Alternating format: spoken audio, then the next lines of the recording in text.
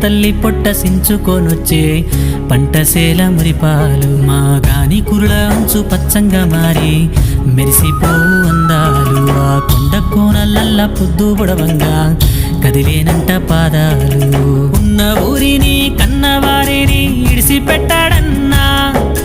కంటి పాపకను రెప్పవాలకుండా కాపుగాస్తాడన్నా ఏ దిక్కుల్లోనూ ఉన్న గుండెల్లో దాగున్న మమకారమంతా మట్టిపైనే రైతన్నా రాజు నీవేనన్నా నీ చెమట సుక్కల బతుకే బుక్కేడు మెతుకులన్నా ఓ రైతన్నా నీ ఆడి ఆడున్నదన్నా నీ ఊసు మరిసేపోయిన